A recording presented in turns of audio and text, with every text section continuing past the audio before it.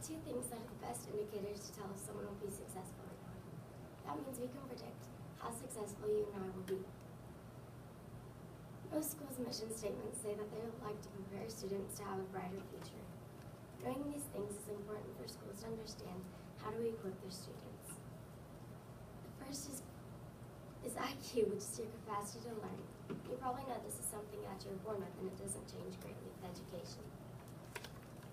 The second is crucial because it's one that's developed. And that would be self-control, which is your ability to control oneself. For example, think of a person who's extremely intelligent, but doesn't have the self-discipline to attend class, listen to the teacher, and do the homework. This person would struggle to have a successful future and reach their full potential. As an educational consultant, we provide leadership and training for educators. We also observe and coach classroom teachers. My first career choice is an educational consultant, my second a primary teacher, and my third a psychologist. All of these careers have at least one thing in common. We are all trying to help people better themselves and others around them. The positive incentive of being an educational consultant are that I'll have a more flexible work schedule than a teacher would. My travel expenses are paid for, and I'll get to meet new people. Negative incentives, however, are that I'll rarely get to work with kids, which I enjoy. I'll be away from my family and home, and I'll also get tired of traveling. On my spreadsheet, I was pleasantly surprised that my student estimate and parent estimate were relatively close. My annual salary is $58,300, making my monthly salary $4,858.33. For housing, I pay $250 a month, and I split my apartment with 2 roommates. For transportation, it's $466.72. I drive a Mini Cooper convertible, and I took 5 years to pay it off.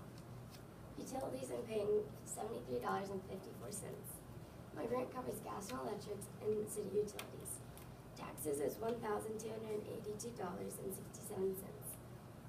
Vegetarian food, however, is more expensive, so I'm spending $250 on that, as well as medical insurance.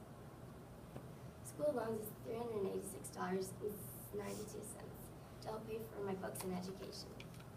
I'm going to school for 6 years, so that adds to the cost. Toiletries is $25, and I split the cost with my roommates.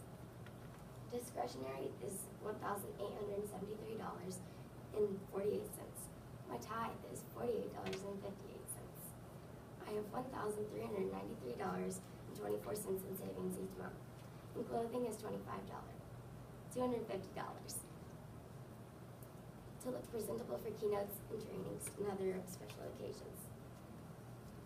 My pie graph over here shows that discretionary is at 39%, housing 5%, transportation 10%, utilities 1%, as well as toiletries, taxes 26%, food 5%, as well as medical insurance, and school loans 8%.